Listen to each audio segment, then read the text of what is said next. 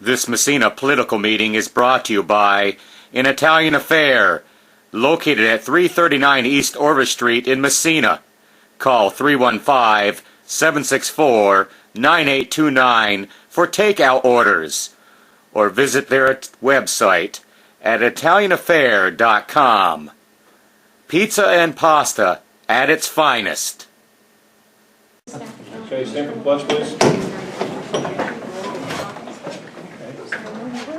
Pledge allegiance to the flag of the United States of America and to the republic for which it stands, one nation, under God, indivisible, with liberty and justice for all. Remind you to please silence your electronic devices. That would be appreciated. Good evening, everyone. I call the Village of Massena Board of Trustees meeting for February 18, 2020 to order. Roll call. Ms. Winston. Present. Mr. Carville. Here. Mr. Deshays. Here. Mr. LeBeer. Here. I am here. We have a public hearing to start. Chapter 230, Sewers. Article 2, Sewer Rents, Service to Areas Outside the Village of Massena. Entertain a motion to open the public hearing. So moved. Mr. LeBeer, second by Mr. Carville. Discussion. All those in favor signify by saying aye. Aye. Public hearing is open. We will take public comment in a few minutes. I'll turn it over to Mr. Fayad to explain the revisions to Chapter 230, Sewers and Sewer Rents. Yes. So a couple months ago, we received a request from an outside source, this outside party from Hubleton, wanting to discharge some effluent into our wastewater treatment plant. And our wastewater plant is what they call an aerobic plant, which means it's a living plant that has bugs in it that eats the sludge, and the sludge drops to the bottom. Well, what happens when they inject us with a high BOD content from an outside source? It kind of makes the plant work a little bit harder. And so right now in the ordinance, it allows us to accept third-party waste from septic systems, from septic haulers, if you will. And I believe what we should do is have a mechanism in place to accept other haulers, such as what I was expressing, where it requires our plant to work harder, but we can compensate the village just to make sure that we're not losing additional monies or revenue because the plant is working harder. We got additional soft costs such as your electricity, the plant operation, and we just want to make sure that we're balanced there. That's the whole intent behind this added verbiage. So this has been through our attorney, as would be a normal practice. So what you have in front of you is Chapter 230, Section 230.15. B has been amended. The word septic has been put in place of sewer at the recommendation of our attorney. And an entire addition of paragraph C, which is what was just described by the Public Works Superintendent. This is a public hearing. We will take public comment on this particular section on the agenda. Seeing none, I would entertain a motion to close the public hearing. Mr. LeBeer? Second. Second by Mr. Deshays. Discussion. All those in favor signify by saying aye. Aye. Opposed? Public hearing is closed. Trustees. Makes sense to me. I make the motion we adopt as written. Motion by Mr. LeBeer. Second. Second by Mr. Deshays. Discussion. Yeah, how much effluent are we talking about? How many thousands of gallons and how often? Not really sure. They loaded us up a couple years ago where it affected our plant to a point where we had to, again, expend a little bit more money to balance that out. I don't know how much they're talking about, and it's coming from Hubleton. Right now they're utilizing both Ogdensburg and they want to come to Massena, but we're holding off until we get this resolved here. This was spurred by a phone call requesting this, correct? That's correct. What happens if if it overloads the plant and we run into trouble with it? We will stop them. We will not accept it. So this change doesn't require us to accept it, it just provides a mechanism for you to set a That higher is correct, rate yeah. to compensate for the added use, That is right? correct. Further questions, trustees? It's a the resolution, poll individually. Ms. Winston? Aye. Mr. Carver? Aye. Mr. Shays? Aye. Mr. Levere? Aye. Resolution carries. Thank you. We have continuation of 2019 department review presentations. First up is our fire foreman and code enforcement officer, Mr. Hardy. Thank you. No, I'll just push it. Okay. Stand back here so everybody can hear me and see me. How's that sound? Well, good evening, everyone. Just wanted to do, Mayor request to do a quick review of 2019 at the fire department. So I figured we'd go ahead and do a quick slide presentation. How's that sound? Go ahead, Monique. Quick overview, Massena Fire Department consists of two groups. The Massena Volunteer Fire Department has approximately 50 volunteers, and the Massena Permanent Firefighters, it's a career staff consisting of 9 village employees. Go ahead. We put the group together, you'd never know the difference between the two of us. Go ahead. In 2019, the Massena Fire Department responded to 573 emergency calls. 22 reported structure fires, 10 vehicle fires, 152 alarm activations, 44 outdoor fires. That consists of everything from field fires to burn barrels to anything in between. Go ahead. 25 service calls. Service calls are a little tricky one. That kind of catches a lot of extras. Cellar pumps, yard pumps, public assistance. Little old person that doesn't know exactly what that alarm sound is in the middle of the night. We still go and check on it for them, see what it is. Really, we're here to help the community any way we possibly can. So we kind of categorize a lot of those into that. Go ahead. 34 motor vehicle accidents. And 95 miscellaneous calls. Miscellaneous calls, smoke conditions, wires down, potential emergencies. The other ones usually aren't emergencies, but it's good service to go, check on, see what the people are interested in. These miscellaneous calls are either potential emergencies or are emergencies that just kind of don't fall into the other categories. Go ahead. And 1 industrial fire in our community this year. 198 EMS assistance calls for the year. We work hand in hand with the rescue squad. Whenever they need us, we're there to help them, whether it be lifting assistance, providing CPR, holding whatever they might need us to hold, driving their ambulances. It's a big community. We all work together between Massena Rescue and Massena Fire to serve our community. Fire prevention. Every year we spend tons of time in the community doing fire prevention. Anything, that picture right there was actually, we go in every year and we do a little thing for the Cub Scouts. We do a little question and answer session with them. We go into the school district throughout Fire Prevention Week. We're in all the schools. We've done different things at the high rises, work with the elderly. If anybody has any questions, we don't hesitate to even swing by their house and just talk fire safety with them. We've also worked on 2 different programs, a senior program and a low-income program for installing smoke detectors in homes. Most of it's grant funded or by donations, and we were able to put over 100 of those into homes this year. And like I said, obviously Fire Prevention Week in the schools. Go ahead.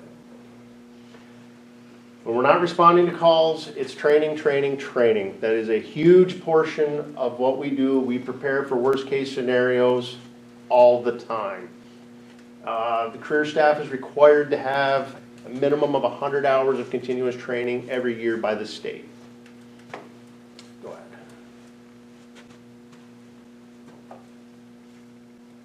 ahead. Recently, we were able to get a set of, it's a combination tool. It's hydraulic.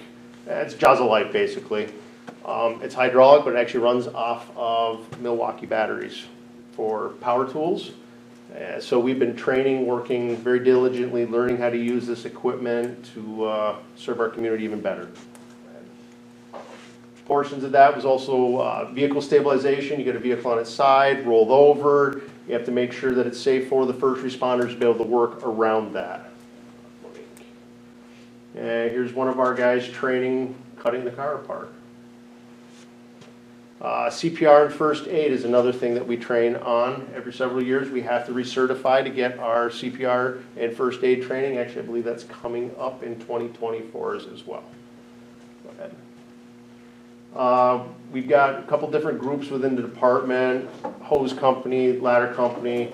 This is our engine company doing working on fire suppression, running the hose lines. Truck company operations, using the aerial devices, forcible entry, ventilating of roofs. Go ahead. In the last several years, we've also had requests to go over to the St. Lawrence County Training Facility. When we've got volunteers taking classes over there, they ask that we occasionally bring some equipment over there to help. We've been very fortunate to be able to go over there and not just help our own firefighters, but help firefighters from all over the county learn how to do fire suppression.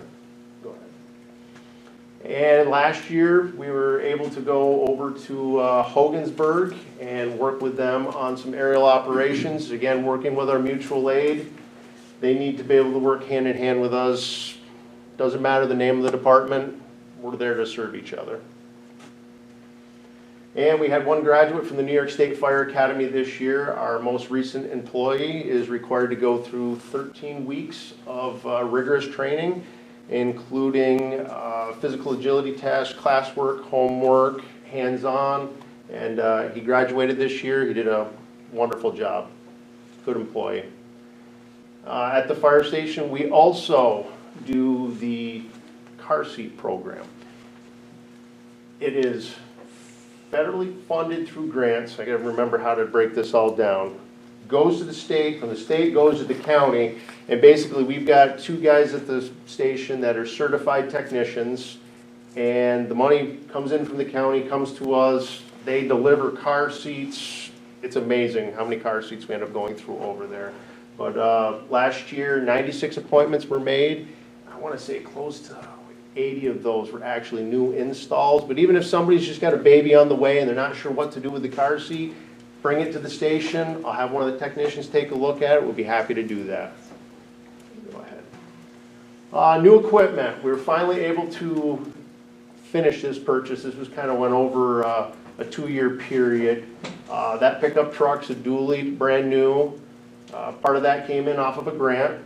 And the back portion of it is a skid unit. It's designed for wildland firefighting. It's got hose reels and a bunch of other tools on it.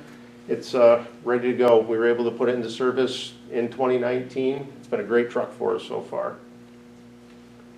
And a few months ago, I requested to be able to purchase a new breathing air compressor.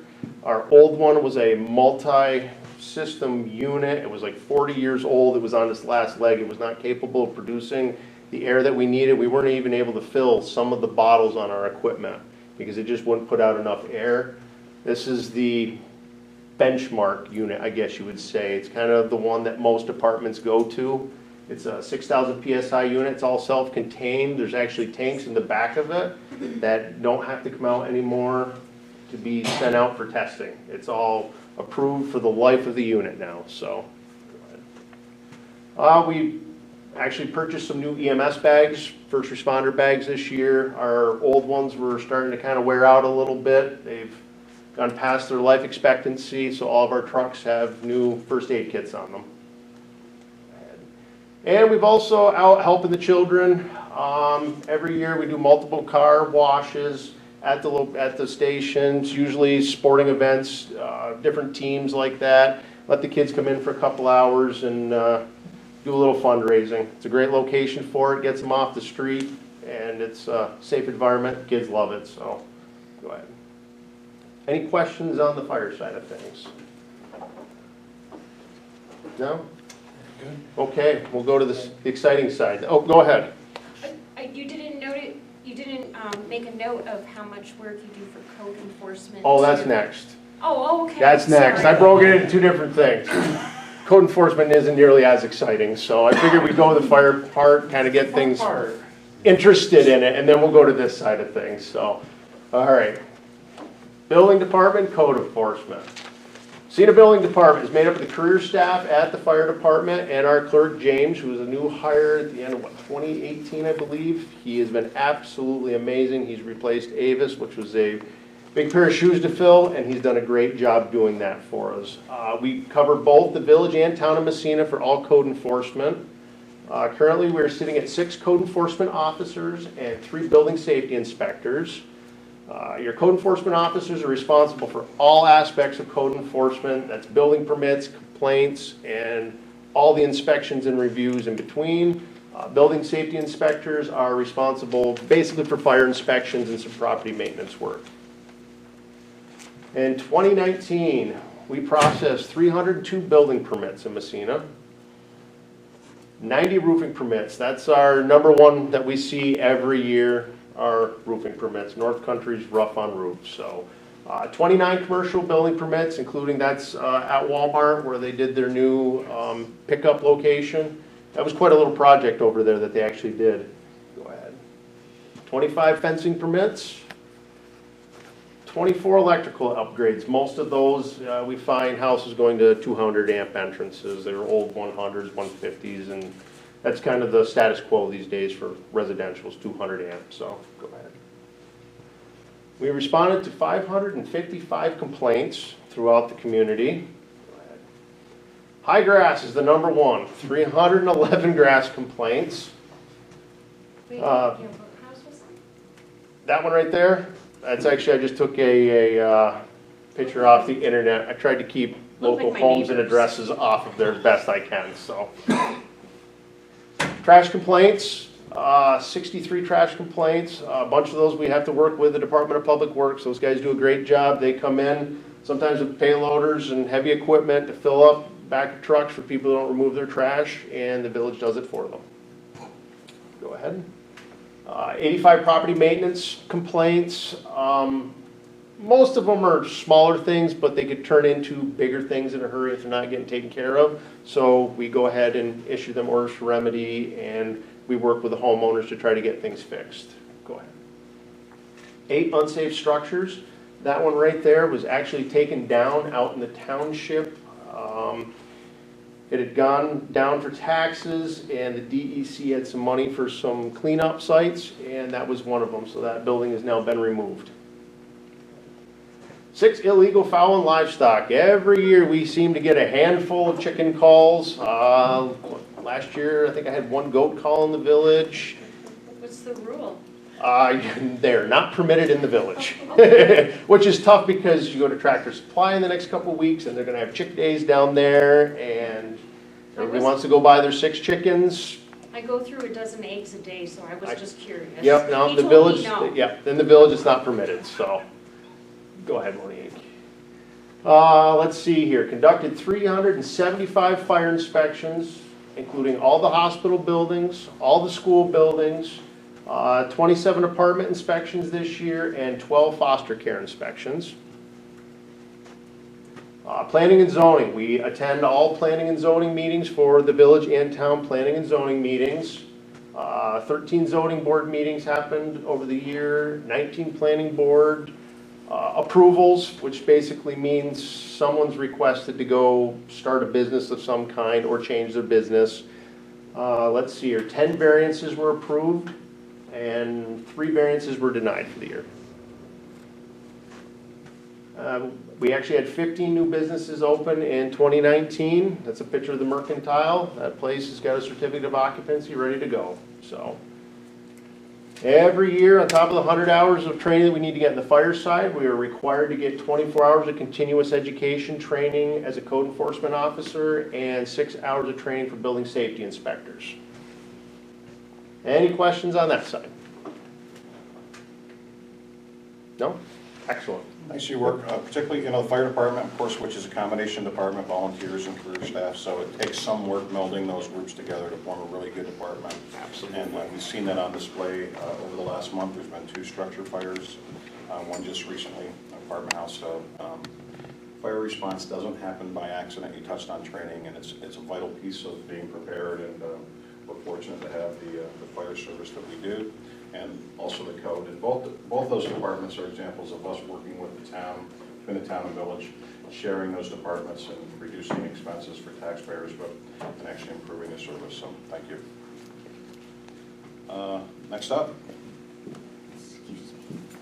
Well, it's hard to follow that. We put out different kind of fires. What's the adage, no news is good news, I guess. The Treasurer's Department in 2019 implemented taking credit cards payments for taxes. That was a first. Wasn't really successful and well used, but we had 16 transactions for about $12,000 over the span of from June to the end of September.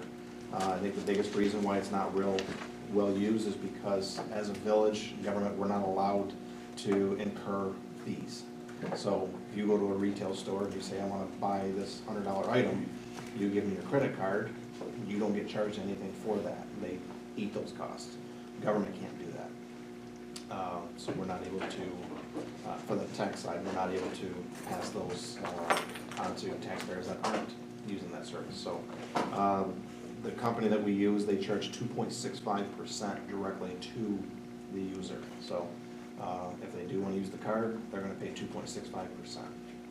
So we do still have some people use it, but I think that's probably the biggest reason why it's not widely used. We had a lot of people call and say, "Oh, you take credit cards," and when you explain to them how much it's going to cost them, they say no, because a lot of them are doing it for points or something. So, but it is a service that's available, and there's people that need it. So they get into a bind and they want to take care of it.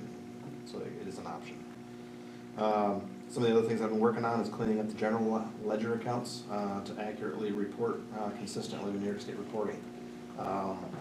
When I have to report to New York State, there is a chart of accounts that I have to follow. And I found a number of accounts that I'm sure years ago were set up that don't exist in the New York State chart of accounts. One number off, just kind of put it into a sequence. So I'm kind of going back and I'm kind of creating new accounts and then getting that so that when I report, I don't have to manually add numbers to get to a total. I can just run it by that state code and it gives me a total. So been trying to work on those in my free time when I can. And the other thing I did was cleaned up a number of capital projects that had just $2, $3, $10 of residual monies sitting in cash accounts. So clean them up, close them out, less to have to report on. So then getting those, I think those are pretty much cleaned up at this point. The fiscal year 18-19 was the first year that we finished out on the new fixed asset module with Encode. So everything was in there. I tied out at the end of 17-18 to make sure it reconciled against our spreadsheets, so that going forward into 18-19 we had a good clean set of records to go forward with. So we were able to do it. The reports are okay. They're not fantastic, but it's okay. Enough to work with. So we'll continue to use the fixed asset module to keep track of those. Recently, we've had to set up a number of new computers around the village offices, either doing upgrades or new computers to comply with the new Windows 10 format, because the old one's not going to be supported anymore. So there's been a number of computers that Lisa's gone around and got set up for everybody. And that's basically it. Questions for the treasurer? You guys do a phenomenal job staying on top of it and being timely, which is very much appreciated. Thank you. The clerk. Do you want me to speak from here? Sure. Okay.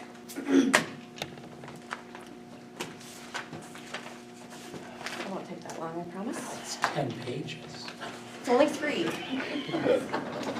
So the duties of the village clerk are actually established by New York State village law.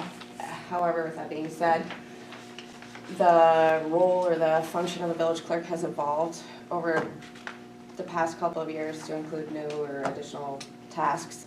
Some of that perhaps may be tasked to me because of my familiarity with the way that village operations work as I first began here as an unpaid intern I was 18 years old and under Ken McDonald, before being appointed as a village clerk in 2015.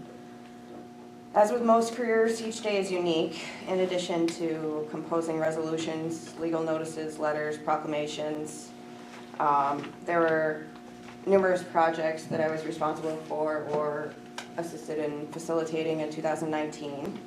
One of those was the review and revision of the personnel policy manual. Hadn't been updated since, it was minimal revisions to chapter here, chapter there. But it was originally written in the year 2000. So I as well as the other departments, we worked closely with public sector HR. They were the firm that was awarded the RFP to provide the information they requested, and upon receipt of the newly revised manual, coordinated and attended numerous meetings with department heads and relevant staff, union representatives, as well as Trustee LeBeer, and the village attorney, McCardle, also reviewed it.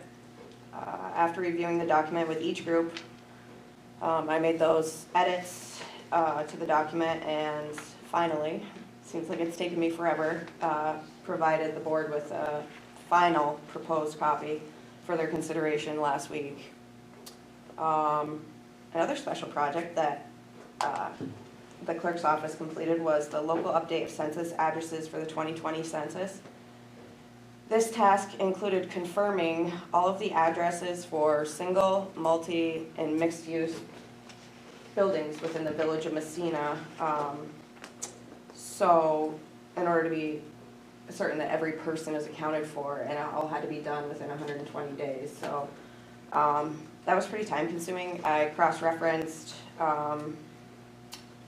the 2010 census address list, postal service mailing lists, real property records, and building and demo permits, and then I entered them all into it's basically like a GIS system, so I also had to learn, kind of, sort of, how to manipulate the software.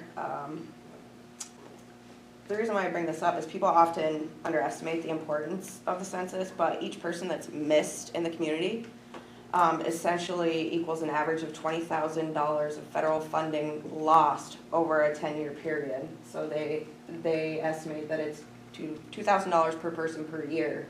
And it also determines New York State's representation in Washington. I've been very involved with grants, assisting with various facets of the entire process: application, review, administration, reimbursement requests, closeouts, audits, all of it. A couple of those that I worked on, for example, are I worked with MED for the car charging station and the urban community forestry grant, submitting all the required documentation and reimbursement requests for those grants. Acted as the liaison between DANK and the village for the housing grant programs. We had two of those in 2016. It was a first-time home buyer program and owner-occupied low-income housing rehab. I spent a significant amount of time researching, gathering information, coordinating meetings for the consolidation grant, citizens empowerment, a reorganization empowerment grant, and assisted with the review, revision, and submission of the DRIs. I feel like I've been involved in some facet of the grants, every grant that the village has been awarded since 2015. As Kevin mentioned, fixed assets, which is every item purchased by any department or discarded over the amount of $500, whether it be an office chair or a backhoe, including any property or infrastructure improvements, is accounted for and tracked through the clerk's office. As you can imagine, very daunting and time consuming, and I'm constantly after people. I need a fixed asset sheet all the time. And it's also one of my favorite things, as I'm sure the mayor can tell you. However, it's extremely important as it directly correlates with our general liability insurance renewal process, which is also another daunting task, but with the help and coordination of the other offices, we get it done. We are responsible for managing functions of the community center. We take approximately 50 to 75 calls weekly regarding the facility, and it's very time consuming. The DPW superintendent also goes down and checks weekly to make sure there's no damage, and it's kind of a coordinated effort as well. We also do all the accounts payable operations. Melissa Ward is the part-time accounts payable clerk, and she's also the deputy village clerk. She effectively and efficiently handles all of accounts payable, as well as a multitude of other tasks. She is very dependable, helpful, and knowledgeable village employee, and I'm very grateful for her. She's a wonderful asset to the village. Also, I'd be remiss if I didn't take an opportunity to point out that the entire village staff, especially those that I work closely with at the town hall, are truly one of the reasons why the village clerk's office, I can speak for myself, but runs the way it does. We all have a great working relationship. They continuously assist with whatever we need, if it be a computer problem or I need contact information for somebody. They're always very knowledgeable, eager to lend a hand, helpful, and I'm grateful for them as well. That's it. Any questions? Questions for the clerk? You notice she said she started when she was 18, but she didn't say how long she's been here. I We noticed, weren't able to do the math. yeah. Well, I thought I gave it away when I mentioned Ken McDonald, and then I was like, maybe you should have said that. But to be fair, she also did not mention how much trustees like myself bother her, so much appreciated. It's a true statement, though, particularly as the chief executive. I rely on the treasurer and the clerk nonstop, so I appreciate what both of you do. And we're fortunate to have two people that have considerable experience to their jobs. So, thank you. Moving to the agenda. Entertain a motion to approve the meeting minutes for April 16 and May 21, 2019. Mr. Beer, Mr. O'Shea's discussion. All those in favor signify by saying aye. Aye. Opposed? Motion carries. Reports of officers and treasurers. Officers and committees, treasurer's report. We have Carl Seyfarth here, who finished our audit. So, Mr. Seyfarth, thank you for waiting and welcome. Good evening. I'm hoping I'm not one of the fires that Kevin was referring to. Well, sometimes I think we create a few. The audit went really, really well. I don't have 3 pages, I've got 80 pages. I'm gonna start on page 1. I always start on page 1, no matter who I talk to, whatever board meeting I go to, you guys know it too. That's our opinion on the financial statements. There's very, very little in this report that is ours other than these opinions. And it talks that these financial statements are your financial statements, they're your responsibility. Our job is to come in, audit, say, do we agree with you or not? In this case, we definitely do agree. And I would like to compliment Kevin. He did a fantastic job on the statements, really understands them well. Probably one of the best jobs that I've ever seen somebody do. So did a really good job. I'll hand out a little bit of others because there were a lot of other people that helped us out with the audit, Haas, everybody, Monique, all the different stuff to gather that stuff together. That fixed asset program, I for one am really glad you went with it. When we had to work with it in prior years and we printed the darn thing out, we'd start here and tape it together and we'd be down there. And I'm not exaggerating on that. It was really a nightmare to maintain.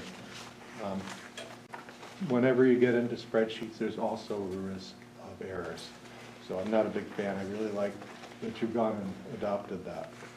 You'll notice when you're looking at this report, there's some differences from prior years. There's some extra reports. And that's because you had that aluminum trail grant, which finally got through and finished last year. Yeah. And what happened was, there's a rule that for federal purposes, if you go over $750,000 of federal expenditures, you get a whole new type of audit. It's like an audit within the audit. And you guys, I think, we're at $768,000. We looked at that really, really carefully between us and make sure, because we didn't want to do it if we didn't need to do it, and we didn't want to miss it if it did need, because that can have some pretty serious ramifications. So back on page 74, let's just point out something. At the very bottom, it asks about being a low-risk auditee.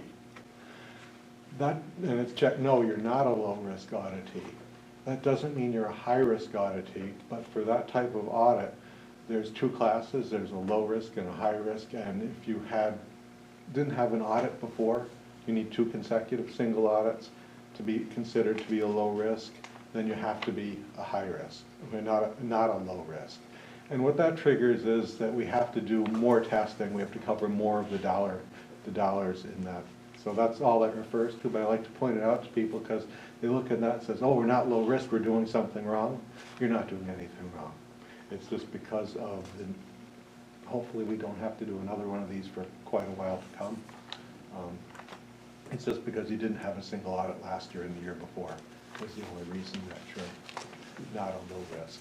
And just to clarify, you're speaking just to the special audit portion that was required because of the Just to federal that special expenditures. audit, it just triggers that in. Yeah, we had all of our regular audits before, just Yeah. this new special one. Yeah, Yes. it's just because of the single audit. And that only kicks in when you have $750,000 of federal expenditures. Also, if you look further in the back, you'd say, well, we have the same comment we had in the past about segregation of duties, but it's spelled out a lot different. And that's also because of those federal requirements. They want it laid out in certain very specific blocks. And your response, which we used to just put in the financial statements, is now on your letterhead. So that's why all those things come into play. To my cheat sheet.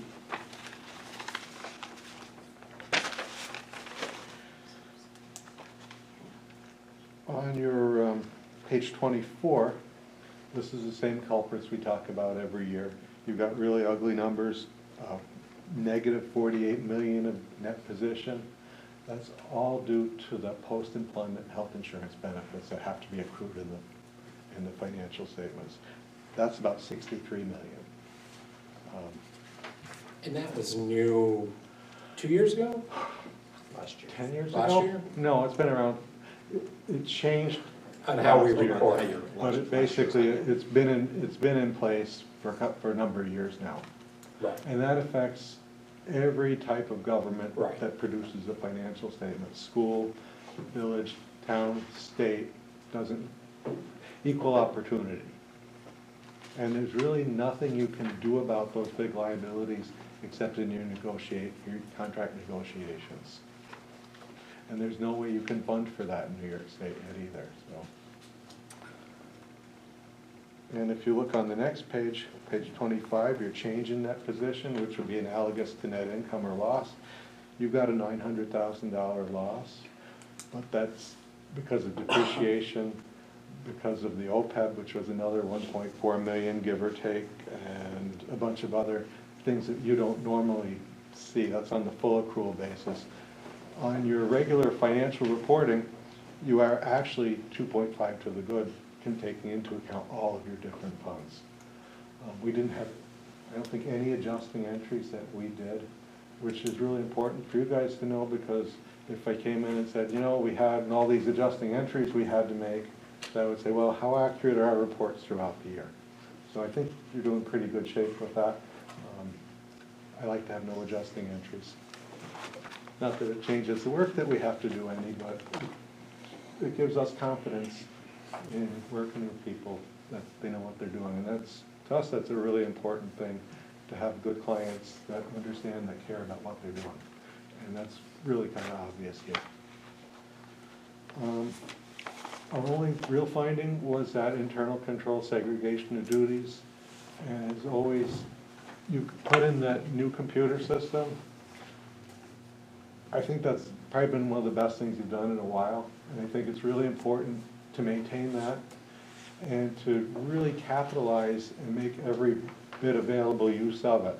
Wherever possible, I would hope to eliminate using spreadsheets, because the same information can be gotten out of the system. A lot of times when you use spreadsheets, you create extra work, And then you go to compare them, and they don't match, and 90% of the time, it's because there's an error in the spreadsheet. Doing stuff like that and becoming more efficient with the computer isn't gonna change how many people you need, because you need them to do the jobs, but it can make them more efficient, looking at better things, more accurate, being out ahead of things rather than crunching numbers in those sheets. And the other thing which we noticed that you guys do pretty well is you seem to have pretty good communication, regular meetings. Part of the audit process is, everybody here knows that we call and we talk to pretty much every department head, some of the board members, and we talk to a lot of different people. We try to see who's saying what about what and make sure that everything's gelling together and getting a kind of an overall feel. So I think, especially as you get into staff changing, having good communication, that goes right along with what Monique was saying, Kevin, getting your accounts payables in. How do you know what fixed assets to put on the list? How do you know what's going on with grants? Things like that. And making sure that people are adequately trained in using systems and working on them. Does anybody have any questions or comments? Very thorough as always, thank you. Thank you. Thank you. Mr. Falk.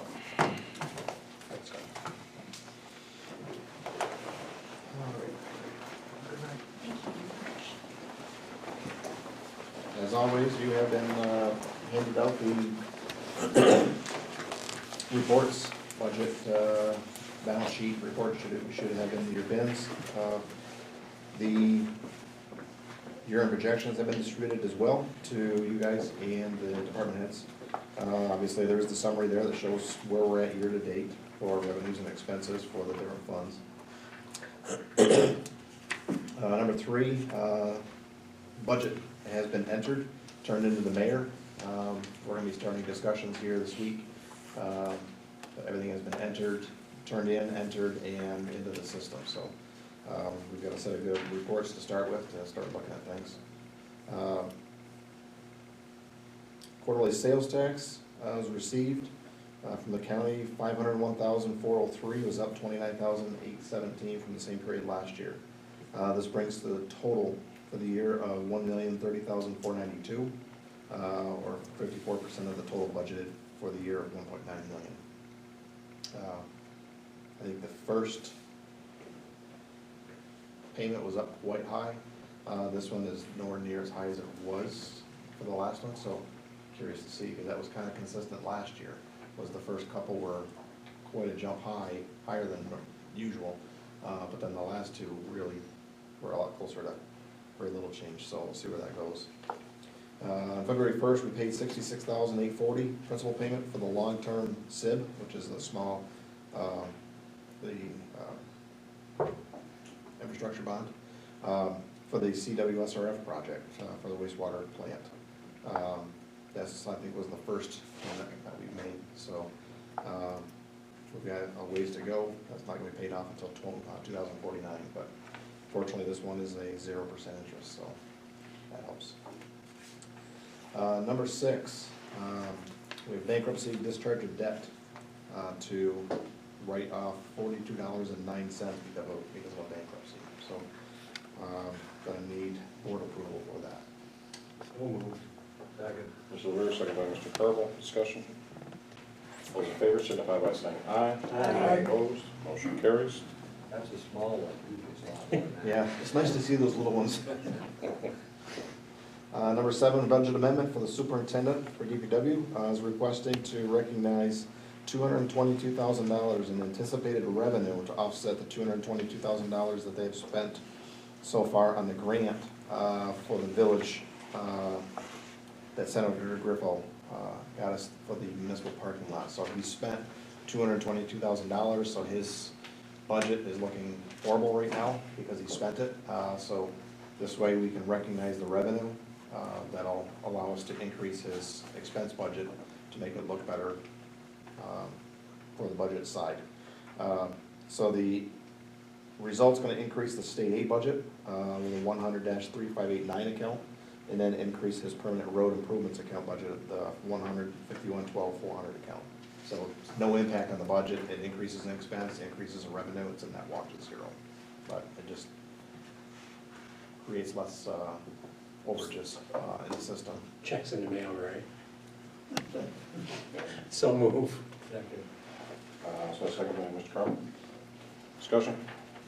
All those in favor signify by saying aye. Aye. Opposed? Motion carries. Number 8. Number 8, need to request a motion to accept the draft single audit report for the Village of Massena as presented by Carl this evening, to be finalized and filed with the various regulatory agencies. So move. Second. Mr. Revere, second by Mr. Carl. Discussion? All those in favor signify by saying aye. Aye. Opposed? Motion carries. Number 9. Number 9 is the adoption of the independent accountant's report for the village justice court records. Is that on the agenda? And It's further down, so we'll pass Yes, that. this is something new, I believe, this year. Previous letters that I get, they just need a copy of the report sent to New York State court system. This year is, I believe, the first time they've asked for a resolution adopting it, accepting it, so that's kind of new this year. Questions for Mr. Phil? Thank you. Further committee reports, code enforcement, Mr. Carvel, Mr. Levere. Got a section later. Economic Development Committee, Ms. Winston, Mr. Levere. EDC is Thursday, 4:30. Fire Committee, Mr. Carvel, Mr. Levere. Nothing to report at this time. We meet usually the last Tuesday of the month. Personnel Committee, Ms. Winston, Mr. Deshays. Nothing to report. Police Committee, Mr. Carvel, Mr. Deshays. Talked to the chief last week. Everything's going, I guess you could say, normally, so. Recreation Commission, Mr. Deshays. Yeah, they had trouble with the thaw we had, we lost all our outside drinks, all of a sudden we got some cold weather again, and now we're all up and going again. And we're talking about the location of Bridges Avenue, Danford, Elko, and then the annex. And as long as we got the weather on our side, we're gonna have ice, they're doing a good job. And the arena's going full blast, boys and girls hockey going on, all kinds of things, figure skating, beautiful. That's my report. Thank you. Street Committee, Ms. Winston, Mr. Levere. We have discussed relocating the driver test site from Andrew Street to Grinnell Street Extension to avoid parking congestion, especially during funerals. Water and Sewer Committee, Ms. Winston, Mr. Levere. The DPW has been busy plowing and sanding streets and parking lots, and they've also cleaned snowbanks on Maple Street. As that's an emergency route to the hospital, they try to keep that clear. Initial public comment period. Seeing none, moving on, we have no old business. On to new business. A, proposed resolution, accept the independent accountant's report, Safeworth and Safeworth, for the Village Justice Court records for FYE May 31, 2019. So, Mr. Carvel, second by Mr. Deshays. Discussion. This resolution, poll individually. Ms. Winston. Aye. Mr. Carvel. aye. Mr. Deshays. Aye. Mr. Levere. Aye. Resolution carries. Establish public hearing date and time for budget, March 31st, 2020 at 5:30 p.m. So move. Mr. Levere, second by Mr. Carvel. Discussion? All those in favor signify by saying aye. Aye. Opposed? Motion carries. Establish public hearing dates to consider authorization of property tax levy in excess of 2%, March 31st, 2020 at 5:35 p.m. So moved. Second. Mr. Carvel, second by Mr. Deshays. Discussion? I always like to point out this is just a formality to proceed just Our in goal is case. to get below it. Okay. All those in favor signify by saying aye. Aye. Opposed? Motion carries. Establish budget work sessions, dates and times. March 31st, that's a Tuesday at 5:30 p.m. April 2nd, that's a Thursday, 5:30 p.m. April 7th, that's a Tuesday at 5:30 p.m. And April 8th, that's a Wednesday, 5:30 p.m. if necessary. So moved. Mr. Carvel, second by Mr. Deshays. Discussion? All those in favor signify by saying aye. Aye. Opposed? Motion carries. We have a proposed resolution supporting and requesting amendments to New York State criminal justice reform. Certainly this has been a hot topic. There's a number of issues that a lot of municipalities and public safety are concerned about. This particular one deals with the discovery issues. So it is asking to ensure that cities and villages are provided with additional financial and operational support to offset the cost of these mandates and measures. The changes in the discovery are requiring far more documentation to be provided to the defense in a much shorter time frame. So it's really putting a burden on public safety officials to get this information to them. It also would allow for 60 days for prosecutors to disclose evidence to the defense for criminal charges, so it would extend the time that has been changed. Exclude from the accelerated discovery requirements any charge not involving a misdemeanor or a felony. In other words, so smaller cases would apply. Adjust the 20-day requirement to accommodate local courts that meet on a monthly basis. So the 20-day requirement, some courts only meet once a month, so it's kind of hard to meet that. And finally, to allow prosecutors to withhold sensitive information such as victims' contact information without having to obtain a court order. So all these recommendations, I think, had this been gone about in a different way and stakeholders brought to the table and discussed, could have been avoided. So there are substantial problems with it. So this is a recommendation of NICOM, and several other groups are trying to get the state to relook at this and bring the stakeholders to the table and tweak this where possible. So move. And second by Mr. Carwell. Mr. LeBeau, then second by Mr. Carwell. Discussion? It's a resolution. Poll individually. Ms. Winston? Aye. Mr. Carwell? Aye. Mr. Deshays? Aye. Mr. LeBeau? Aye. Resolution carries. F, request for proposals mowing of property cited by code enforcement officer for tall grass. Thank you, sir. The last 2 mowing seasons, we've used a private company to mow the properties and cut the weeds on locations where people fail to comply with the village code regulation as far as grass goes. So the systems work very well.